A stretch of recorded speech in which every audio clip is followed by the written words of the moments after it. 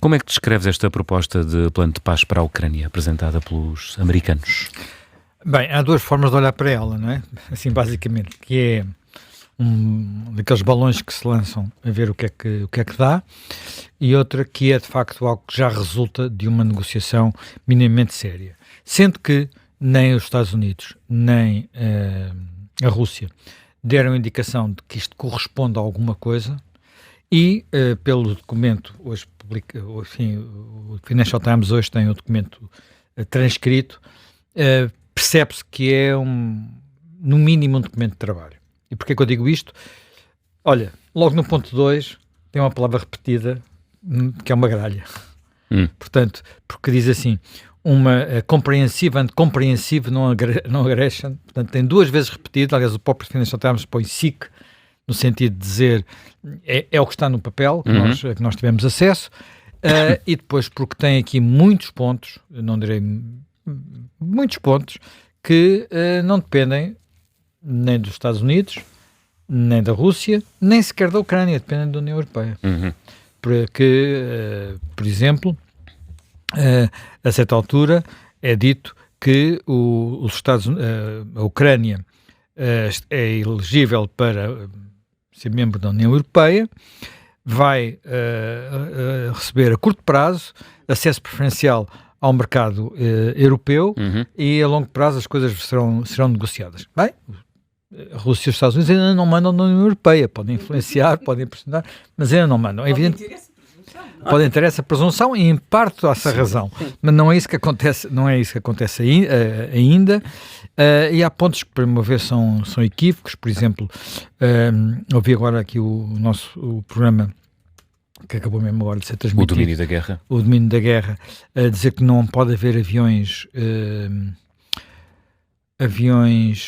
os aviões que a Ucrânia está a comprar Rafale. não podem estar, portanto, que são os Rafale e também são os suecos, não podem estar instalados na Ucrânia, mas o que aqui está escrito é uma coisa que eu não sei se o resultado é exatamente esse, porque diz que os aviões europeus não podem estarão estacionados na Polónia.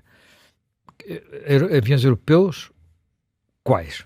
Quer dizer, os aviões europeus, os aviões fabricados na Europa ou os aviões dos países europeus? Quer dizer, estamos a falar aqui de coisas que são um bocadinho diferentes.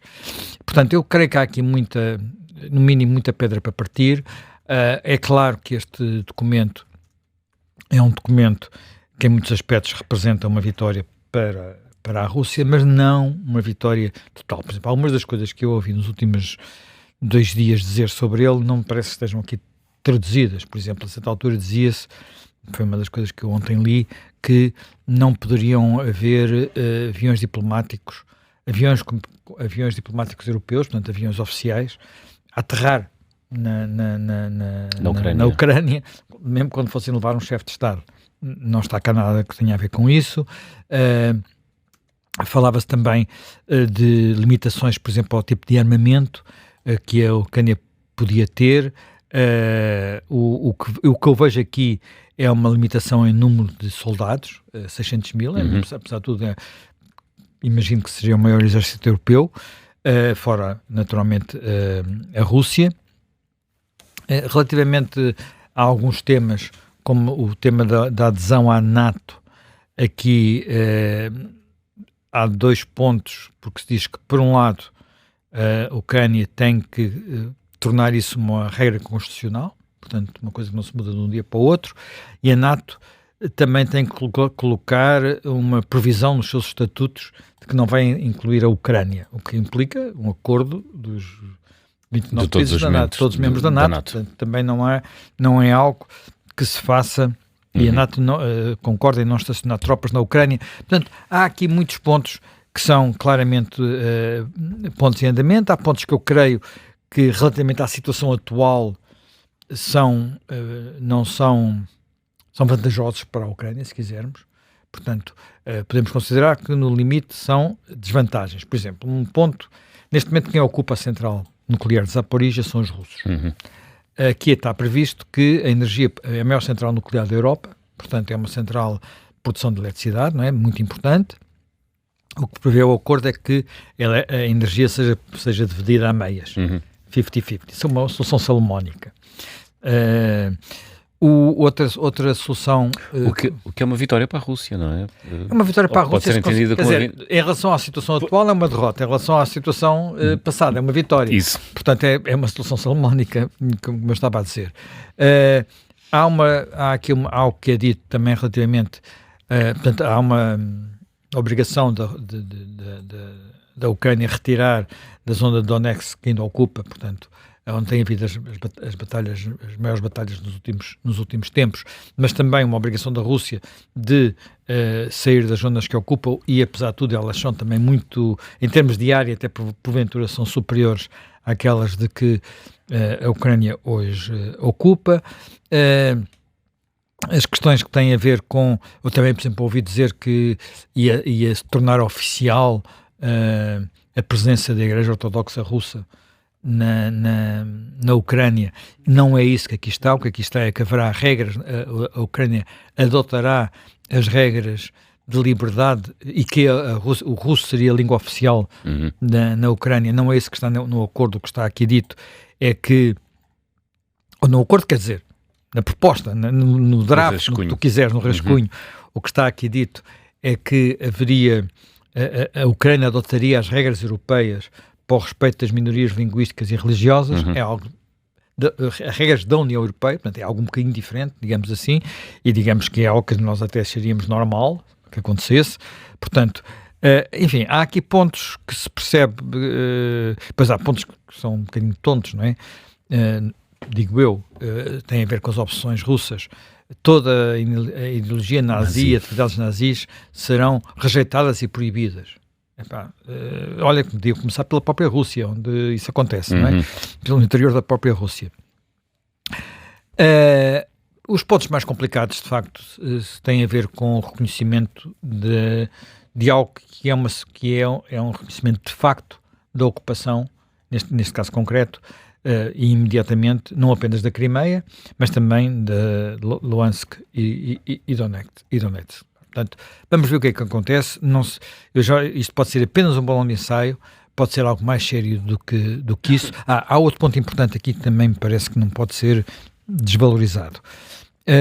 Há a ideia de pegar nos fundos que estão congelados da Rússia e que a União Europeia já devia ter tomado conta deles e não toma por culpa da União Europeia e da Bélgica. Portanto, é preciso também dizer as coisas até ao fim.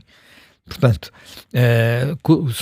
são fundos congelados que estão na Bélgica, que já podiam ter sido apropriados e deviam ter sido apropriados, mas a União Europeia não consegue chegar a acordo sobre essa matéria. Mas aqui há a ideia de pegarem 100 mil milhões, enfim, 100 mil milhões para o grau de destruição que houve na Ucrânia é pouco. Mas, apesar de tudo, não é dinheiro, digamos assim, e aplicá-los na reconstrução daquilo que os russos estragaram. Não é brilhante, mas também não é uma vitória russa total, não é? Portanto, há aqui pontos em que se percebe que houve vontade de dar um bocadinho a cada um dos lados. Não sei se vai acontecer, se não vai acontecer. Não sei se isto não foi subscrito pelo Trump ainda. Ele costuma ser muito rápido nisso, não foi ainda. Os russos disseram não tem nada a ver com isto. A Europa está naturalmente a sentir-se ficar para trás, mas isso é muito culpa da União Europeia. Eu diria que talvez mais importante do que perceber as consequências deste plano de paz, ou deste rascunho de plano de paz, ou deste rascunho, é tentar perceber aquilo que possa estar a acontecer no terreno, e aí também não há notícias muito boas, se bem que as notícias tinham, mais uma vez, é preciso olhar para elas com um grão de sal. Vamos aos dois temas que são aqui relevantes. Um tema relevante é o tema da corrupção. É um tema recorrente na Ucrânia. Vamos lá ver, e temos que sobre isto falar de tudo, e não apenas dos últimos dias. A Ucrânia era um país europeu conhecido por um grau de corrupção endémica absolutamente incomparável com qualquer outro. Não se compara. Todos os países leste têm muita corrupção. A Ucrânia é um daqueles países onde, inclusivamente, investidores, até portugueses, que pensaram em ir para lá, quando perceberam que ali nada se fazia sem muita corrupção, desistiram. Portanto, é uma situação muito particular. E que nós, se tivermos os olhos abertos, percebemos, temos sinais disso. E eu vou dar apenas duas indicações, são às vezes aquelas indicações que vêm assim à superfície. Eu faço todos os dias a A5, portanto, Lisboa-Cascais, e agora menos, mas quando a guerra se iniciou, cruzava muitas vezes com carros com a matrícula ucraniana que nem em Portugal existiam. Portanto, aqueles carros, e para um país que tem um grau, que tem enfim, é um país comparativamente connosco ou com qualquer país europeu, hiper pobre, muito pobre, aquilo era um sinal exterior de riqueza anormal. Portanto, e ainda ontem, num newsletter, encontrei alguém que estava a falar da situação da Ucrânia, que esteve recentemente em Odessa é praticamente a linha da frente, e que publicava fotografias de Ferraris, Lamborghinis e carros desse género em Odessa. Portanto, isto são sinais de que, de facto, uma sociedade que estava... Pronto, sinais esses de que o próprio Zelensky tinha muita consciência e estava, antes da guerra, a tomar as decisões corretas. Portanto, que decisões foram essas? Ele foi eleito com base na plataforma de combater a corrupção e não o fez apenas em palavras. Ele iniciou processos de consulta, nomeadamente com instituições europeias e o Conselho da Europa, sobre as melhores formas de criar instituições que possam, por um lado, detectar a corrupção e, por outro lado, combatê-la. E o que se passou agora é que, precisamente, uma dessas instituições fez o seu trabalho. E detectou corrupção dentro do governo. Portanto, há um ministro que fugiu, um ministro preso, 2 ministros demitidos, e isto está a tocar, de facto, o círculo muito próximo de Zelensky, porque o seu chefe de gabinete, que é um homem forte na Ucrânia, também está envolvido e provavelmente vai ter que cair. Portanto, este tipo, inclusive, de instituição existente na Ucrânia nem existe em todos os países uma coisa equivalente. Alguém que... Quer dizer, lembro-me que em Portugal há muitos anos havia uma auto-autoridade contra a corrupção, anos 80, hoje em dia desapareceu, considera-se que as nossas instituições por si fazem esse trabalho, a Procuradoria da República, o Ministério Público, por aí adiante, não é? A Judiciária, mas em situações excepcionais, quadros excepcionais, era o caso da Ucrânia, e isso está a acontecer lá. Mas é evidente que isto é muito problemático. É muito problemático, porquê? Porque neste caso concreto estamos a falar de desvio de fundos, sobretudo de fundos europeus, que deviam ter sido usados para, entre outras coisas, criar estruturas de defesa para as infraestruturas energéticas, que são aquelas que são mais frágeis e que estão a ser atacadas de forma mais sistemática pelos russos, com o objetivo de quebrar a vontade de resistência do povo ucraniano. Porquê? Porque naturalmente ninguém gosta de estar às escuras, mas pior que isso, ninguém consegue viver com as temperaturas da Ucrânia, que podem chegar a várias dezenas de graus negativos, 20, 30 graus negativos no inverno, sem aquecimento. E as estruturas, e aquilo que enfim, ainda tem infraestrutura soviética, há infraestruturas de aquecimento das casas, aquilo não é ter radiadores ou bombas de calor como nós temos aqui. Aquilo são estruturas centralizadas de fornecimento de água e vapor, e que destruindo, destrói-se tudo. É evidente que é Quem possível. foi à Ucrânia sabe isso, não é? Vê-se os canos Sim. Portanto, é uma coisa diferente. de água agora, quente e de agora gás. repara, Na rua, no espaço não público. significa que isto desapareça completamente. Eu estive no inverno, uma vez numa altura no inverno, em Sarajevo, enfim, que tem enfim, também tinha temperaturas no inverno muito 20, 30 graus negativos. Fui a muitas casas que tinham ficado também sem luz, também sem aquecimento, e as pessoas arranjam formas de não morrerem. Mas obviamente que não estamos a falar de uma situação de conforto, estamos a falar de uma situação de aflição, e se nós nos recordarmos de guerras de outros tempos, quer dizer, o cerco de Leningrado, que durou, hoje em dia São Petersburgo, durante a Primeira Guerra Mundial, foi uma coisa incomparável com isto que estamos aqui a viver. No entanto, aqui é grave, porquê? Porque ao mais alto nível, houve quem tenha desviado aquilo que se estima ser 100 milhões de euros para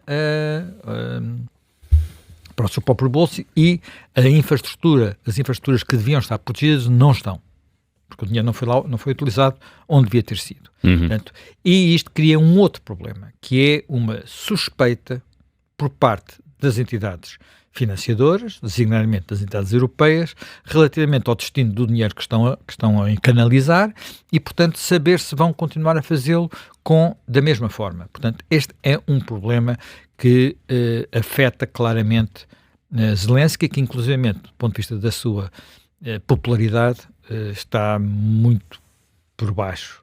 Quer dizer, já não tem os graus de popularidade que teve no início da guerra, pelo contrário, está muito, muito cá para baixo. Bem, a outra questão importante também é saber o que se está a passar na frente da batalha. E aí devo dizer, eu não sou especialista em militar, que ouço coisas contraditórias.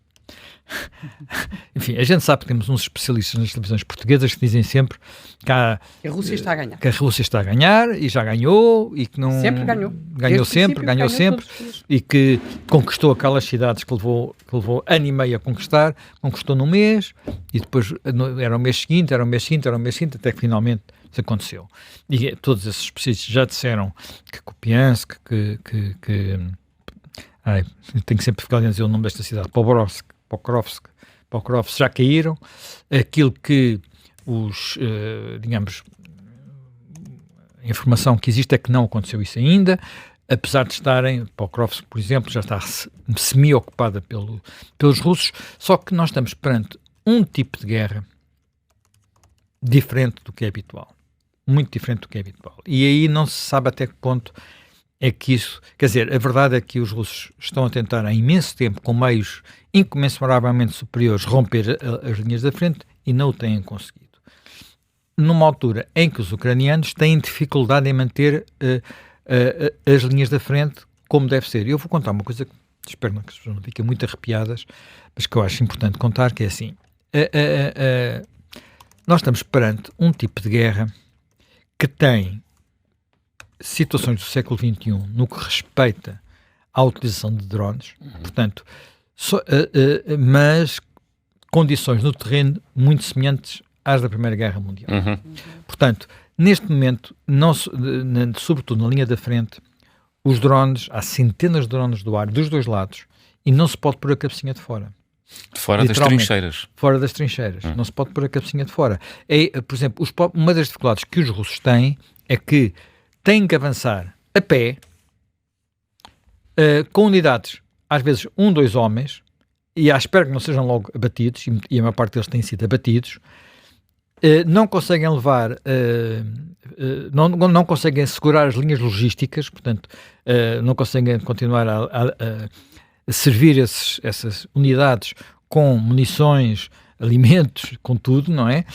Inclusivamente, às vezes, só conseguem fazer se houver nevoeiro, que é quando os drones são menos eficazes, mas mesmo assim não perdem totalmente a eficácia, porque também usam, também usam visão térmica, portanto conseguem detectar para além daquilo que o nosso olho vê, não é? Portanto, temos um tipo de guerra completamente diferente. Isto chega ao ponto, e isto é uma coisa que eu vou dizer do lado ucraniano e que é horrível, que é quando alguém é ferido, não se consegue ir lá buscá-lo. Resgatar o corpo. Não é resgatar o corpo, é trazer a pessoa viva. Trazer a pessoa viva. E como estamos em trincheiras, e como há lama, e como há essas coisas todas horríveis que a gente ouviu, todas as descrições da Primeira Guerra Mundial, reapareceram gangrenas que não existiam, não se viam em campos de batalha praticamente desde a Primeira Guerra Mundial. Eram muito comuns, são fatais, são fatais em termos, exigem um tipo de intervenção rápida, e se não consegues rapidamente retirar o ferido da zona crítica, e se esse ferido está no meio da lama, portanto, mesmo que não esteja no meio da lama, assim, em trincheiras que são de lama, isto é um risco de facto muito grande. Mas é assim que está a acontecer ali, portanto, isto também congela muito a frente. A gente sabe que na Primeira Guerra Mundial a frente esteve congelada, quer dizer, e cada vez que se queria descongelar a frente eram centenas, não estou a exagerar, centenas de milhares de baixas. no primeiro dia da guerra da Batalha de Somme, o exército britânico teve 100 mil baixas. 100, quer dizer, são números alucinantes. Portanto, nós estamos perante uma situação em que, vamos dizer, quem é que tem vantagem aqui? É quem continua a tentar e não consegue? Ou é quem, mesmo estando... eu leio descrições que, por exemplo, em algumas dessas linhas da frente, a linha da frente ucraniana é apenas dois soldados por quilómetro, mas que com o controle dos drones conseguem manter uma espécie de zona tampão com entre 10 e 40 km de profundidade, onde qualquer coisa que se mexa é abatida. Portanto, conseguirão os russos romper isto, a não ser com um custo humano brutal, um custo em material brutal, e depois com vantagens que é basicamente avançar mais um bocadinho para uma cidade completamente arrasada. Serve isto apenas para a propaganda de Putin, serve isto para mais alguma coisa. Pronto, é neste ponto que estamos. Agora, há a noção de que do lado ucraniano, por um lado ucraniano, há dificuldades, há cada vez mais desertores, cada vez mais dificuldade em recrutar soldados e, portanto, a situação é indiscutivelmente difícil. Eu ouço especialistas dizer que os russos nunca chegarão lá, e ouço outros especialistas dizer que eles estão quase a quebrar, e não estou a falar dos nossos marechais vermelhos, aos generais vermelhos, estou a falar de especialistas, nomeadamente internacionais, que têm este tipo de discussão. Seja lá como for, a situação na linha da frente é difícil. O caso da corrupção diminui a autoridade de Zelensky, e este plano de 28 pontos é um plano complicado. Eu diria que não vai acabar assim. Portanto, a única coisa que a Ucrânia pode dizer neste momento é: vamos falar, e estão a falar, não é? Estiveram lá ontem responsáveis americanos, ontem, responsáveis americanos, vai haver conversa, e alguns neste processo vai ter que entrar também a Europa. O que é que a Europa pode fazer? Eu acho que a Europa tem muita responsabilidade nisto tudo, não é? A Europa continua a arrastar os pés. Os países nórdicos têm ajudado muito, mas estão a dizer, não podemos ser só nós, não é? Ainda há pouco foi dito aqui no programa anterior, o domínio da guerra, como já a ajuda da Dinamarca 3% do PIB dinamarquês, e o PIB dinamarquês, eu imagino, não deve ser muito menor que o nosso. Enfim, o país é mais pequeno, mas a riqueza é muito maior. Não tive tempo de verificar os números. E a ajuda portuguesa é quanto? Quer dizer, estamos a discutir o Orçamento de Estado, nem se fala disso, não é? Nem se fala disso. Portanto, pelo contrário, o que ouvimos ainda ontem foi num debate um almirante dizer que a gente tem que olhar para o mar. Não podemos olhar para o outro lado. É popular, não tem... ou é populista, talvez seja mais exato dizer é populista, mas é como estamos. Mas nós nem somos o principal problema. O principal problema está nos países que podiam fazer alguma coisa. Eu já falei aqui da Bélgica, que poderia ter, com aquela questão dos fundos que lá estão parqueados, russos, ter feito doer mais as sanções. É da União Europeia. A União Europeia vai, já nem sei, já perdi a conta, acho que é o 29º pacote de sanções. 29º? O que é que isso quer dizer? Quer dizer que o primeiro, segundo, terceiro, quarto e quinto eram tretas. Não funcionaram. Eram tretas, eram poucos, toda a gente sabia que eram curtos. Mas nunca se quis ir mais longe, não houve coragem para ir mais longe. O chanceler alemão foi eleito com base numa plataforma: eu vou enviar os Taurus são os mísseis de médio e longo alcance alemães, vou enviar os Taurus para a Ucrânia. Há quantos meses é que ela já está chanceler? Já enviou os Taurus, não aconteceu nada ainda. Portanto, é arrastando os pés que a Europa tem andado. Inclusivamente naquilo que é, na minha perspectiva, fundamental que pudesse ser feito, que é uma aproximação entre a União Europeia e o Reino Unido, porque o Reino Unido continua a ser uma potência militar, não está a correr bem. E não está a correr bem, entre outras razões, porque é necessário criar um fundo, e os burocratas de Bruxelas, aqui estamos a nível de burocratas, não é político, estão a pedir uma contribuição britânica vingativa relativamente ao Brexit. Que é a atitude típica dos burocratas, dos eurocratas. que ficaram furiosos com o que o Reino Unido fez e querem castigá-la em cada oportunidade. Assim não se vai a lado nenhum. Não são estas... Quando se tem estas tipos de prioridades na cabeça, as coisas acabam mal. E infelizmente na Europa tem sido assim. Este plano é mau para a Ucrânia e é uma tremenda humilhação para a Europa se for qualquer coisa parecida com isto que saia no fim. Eu espero que não seja. E a principal razão que espero que não seja é porque na prática, naquilo que me parece mais importante, que é o premiar de uma anexação mano-militar do território de outro país. E há um ponto aqui que é, para meu ver, gravíssimo, talvez o mais grave de todos um dos mais graves de todos, que é perdoar todos os crimes de guerra. Portanto, considerar que não aconteceu nada e que toda a gente fica ilibada. Acho isso muito, muito complicado, face àquilo que a gente sabe que aconteceu ali e que continua a acontecer. Continua a haver crianças levadas da Ucrânia e algumas delas enviadas para a Sibéria. Também é um dos pontos do acordo, não é? O regresso de todos os civis, inclusive das crianças. Das crianças, pronto. Mas sim, ter levado crianças é um crime de guerra, não é? Portanto, é assim que estamos, vamos ver. Houve alturas em que se esteve muito pessimista nas primeiras semanas, alturas em que se esteve muito otimista no primeiro verão. Agora estou mais pessimista do que otimista.